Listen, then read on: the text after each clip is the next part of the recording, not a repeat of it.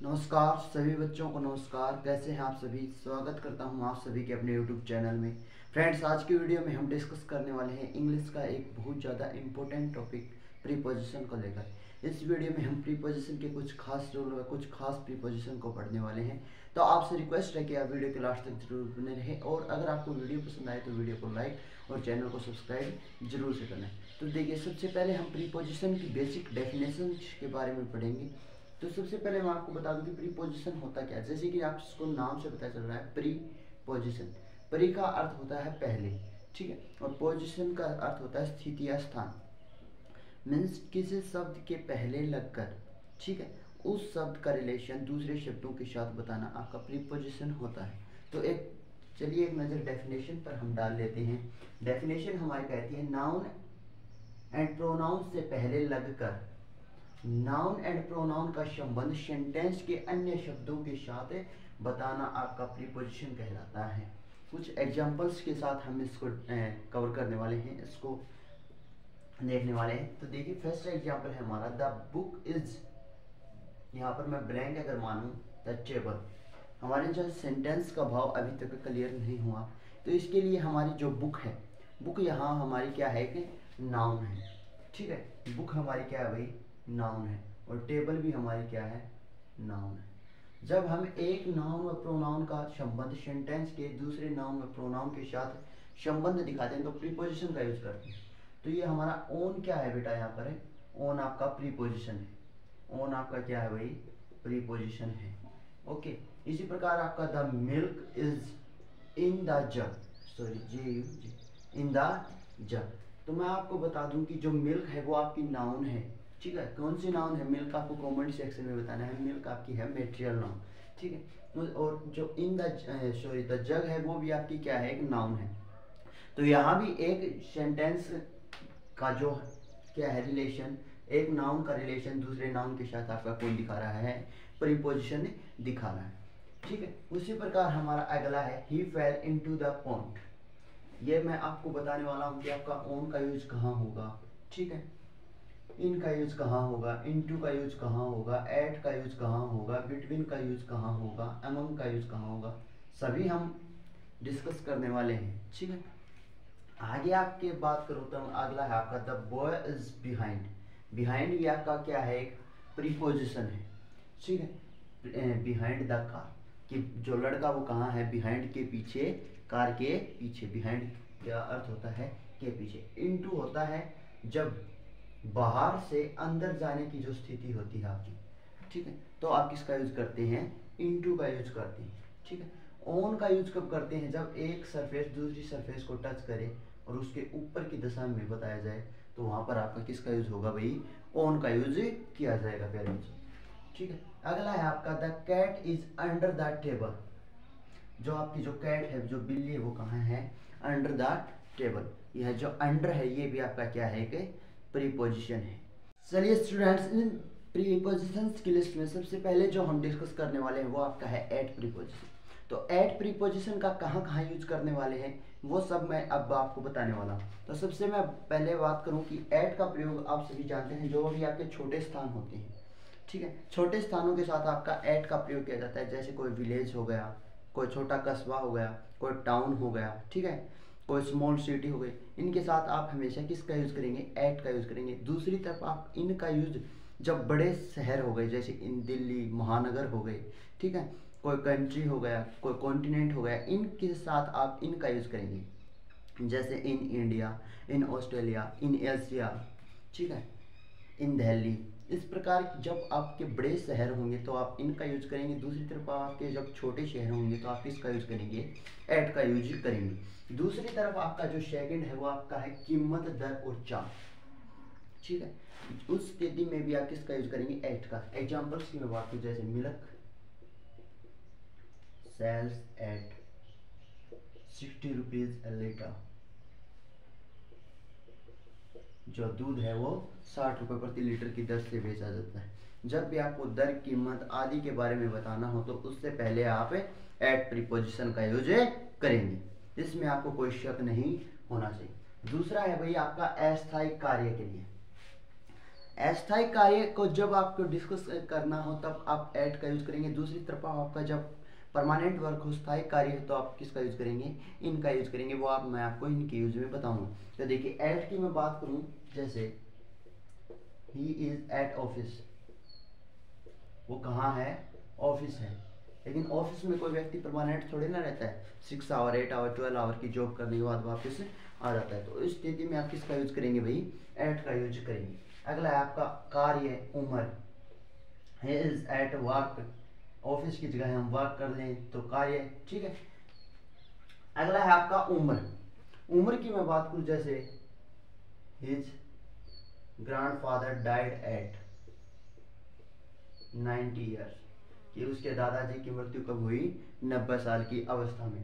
जब आपको उम्र व अवस्था के जिक्र करना हो तो भी आप एट का यूज करेंगे। छोटे स्थानों के साथ एट का यूज करेंगे, अस्थायी कार्य के साथ एट का यूज करेंगे, कीमत दर चाल को बताना हो तो एट का यूज करेंगे। दूसरी तरफ आपको किसको बताना हो, उम्र को बताना हो, अस्थायी कार्य को बताना हो, एट का यूज करेंगे। उससे आगे हैं जो शब्द आपको दिए गए हैं उनके साथ आप भी एट का यूज करेंगे। जैसे कुछ इंपॉर्टेंट शब्द मैंने आपके लिए लिखे हैं जो बार बार आपके एग्जाम में पूछे जाते हैं, जैसे shoot, look, grumble, kick, shoot, aim, laugh, smile, but. इनके साथ आप हमेशा एट का यूज करेंगे। ये वो शब्द हैं जो आपके हर बार कॉम्पिटिटिव एग्जाम में आपको देखने को मिलते हैं, तो आप इन्हें इग्नोर नहीं कर सकते, आपको लंबे समय तक ध्यान होना जरूरी है। आप इसका चाहें तो आप बाद में इसका स्क्रीनशॉट भी ले सकते हैं ताकि वक्त आने पर आप इसे देख सकें, ठीक है। इनके साथ हमेशा आप ऐड का करेंगे, जैसे look at the window, DO, ठीक है। स्माइल एट द पुअर,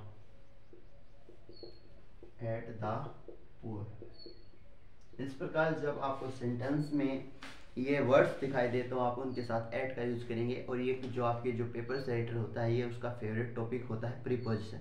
तो ऐसा कोई एग्जाम नहीं है, SSC, रेलवे, NTPC, कोई भी कोई स्टेट एग्जाम, कोई भी ऐसा एग्जाम नहीं है जिसमें आपके प्रीपोजिशन से क्वेश्चन पूछाना है जाता हो और एरर में इस क्वेश्चन पूछने की संभावना 100% हो जाती है। तो आप इस चैप्टर को आप नेग्लेक्ट नहीं कर सकते, ठीक है। अगला है भाई आपका, जैसे कुछ फ्रेज लिखे, जैसे at this moment, at bad time, at this hour, at this junction, at Christmas. इस प्रकार के शब्दों के साथ भी आप किसका यूज करेंगे भाई, एट का यूज करेंगे। अगला है भाई आपका इन, जो बहुत ज़्यादा इंपॉर्टेंट है। इनका यूज एक तो आपका जब किया जाता है जब कोई किसी चीज़ को आपको क्लोज सरफेस में दिखाना हो, अंदर, ठीक है, डायग्राम की साथ समझाना, ठीक। किसी चीज़ को आपको क्लोज सरफेस में दिखाना हो तो आप इनका यूज करेंगे, जैसे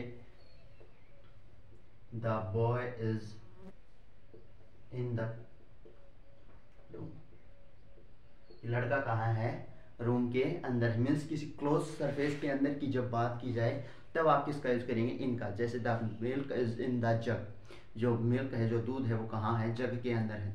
तो जग आपका एक क्लोज सरफेस है और क्लोज सरफेस के लिए जब बात की जाए तो इनका। लेकिन जब, एक चीज़ ध्यान रखना, जब कोई चीज़ बाहर से अंदर आए, ठीक है, ओपन सरफेस से किसी क्लोज सरफेस में आए, तब आप किसका यूज करेंगे भाई, इनटू का यूज करेंगे। जैसे the fox jump into the well, ठीक है, लोमड़ी ने छलांग लगाई कहाँ, कुएं में, इनटू द वेल, ठीक है। मीन्स बाहर से अंदर आने की स्थिति में आप इनटू का यूज करेंगे। आप ऐसी छोटी छोटी चीज़ों को भूलेंगे नहीं, ऐसी मैं आपसे आशा करता हूँ, ठीक। इनका यूज आप कब करेंगे, जब आपको बड़े स्थानों का जिक्र करना हो, ठीक है, जैसे इन दिल्ली,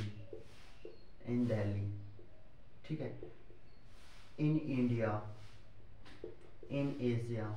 जब भी आपको बड़े स्थानों का जिक्र करना हो, जब आपको ये एक चीज ध्यान रखनी है, जब आपको एक ही सेंटेंस में पूछ लिया जाए I live blank Delhi blank Asia, ठीक है, यहाँ पर इंडिया का भी जिक्र हुआ है या एशिया का भी, तो आपसे पूछा जाएगा कि आप क्या प्रीपोजिशन फील करेंगे। तो आप ऐसा नहीं है कि दोनों स्थान पर इन का प्रयोग करेंगे, ऐसा करना अनुचित हो जाएगा और यही वास्तव में इंग्लिश है। अगर आप इन चीज़ों को पकड़ जाते हो तो आप इंग्लिश में कभी मार नहीं खाओगे, ऐसी मैं आपको गारंटी देता हूँ।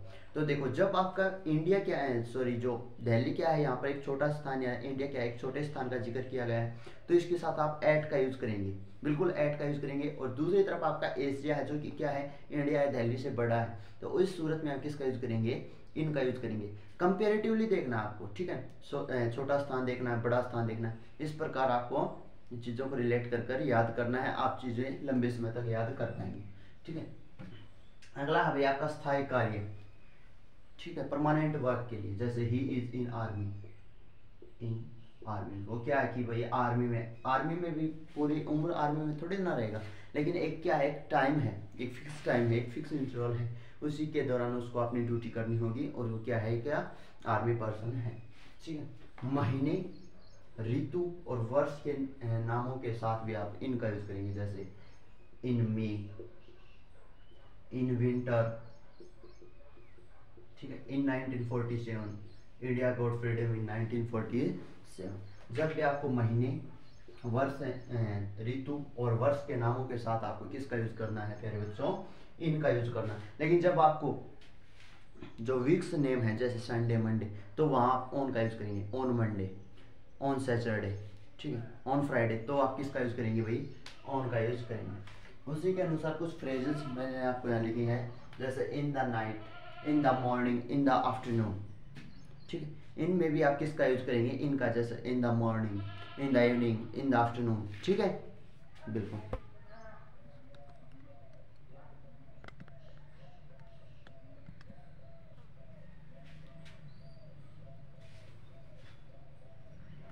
अगला इनका यूज देखें तो हम in the world, in the sky, in the land, कुछ फ्रेजेस हैं, ठीक है। इन ए टाउन, इन ए बैग, इन ए बस, इन ए सिटी, इन ए टेम्पल, इस प्रकार के जो वर्ड्स हैं इनके साथ आप किसका यूज करेंगे, इनका यूज करेंगे। अगला है आपका इनटू। इनटू का यूज आप जब करेंगे, मैंने आपको बताया था, जब आपकी कोई ऑब्जेक्ट बाहर से अंदर आए, ओपन सरफेस से किस कहाँ आए, क्लोज सरफेस में आए, तो आप किसका यूज करेंगे भाई, ऑन का यूज करेंगे, ठीक है। दूसरा है आपकी एक अवस्था से दूसरी अवस्था में बदलने के लिए, जैसे मिल्क चेंज इनटू कर्ड, ठीक है, दूध है वो किसमें, दही में बदल जाता है। जैसे translate English into Hindi, English को हिंदी में बदलो। एक होता है का के की, जब आपको कुछ रिलेशन बताना हो तब भी आप किसका यूज करेंगे भाई, इनटू का यूज करेंगे। जैसे the police inquired into the case, the police inquired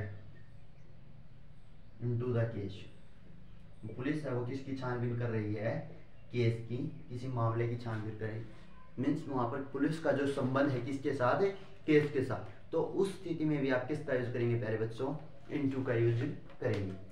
अगला है कुछ वर्ड्स लिखे हैं, इनके साथ भी आप इनटू का यूज करेंगे, जैसे break into, look into, it into, turn into, do into, let into, see into, ठीक है। कुछ ये वर्ड्स हैं, इनके साथ भी आप इनटू का यूज करेंगे, ठीक है।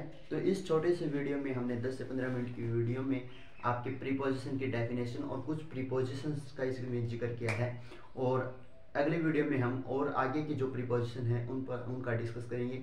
आशा करता हूँ ये वीडियो आपको ज़रूर पसंद आई होगी। एक बार फिर कहूँगा, अगर वीडियो पसंद आई हो तो वीडियो को लाइक और चैनल को सब्सक्राइब जरूर करना है। मिलते हैं अगले वीडियो में, तब तक के लिए धन्यवाद। जय हिंद, जय भारत।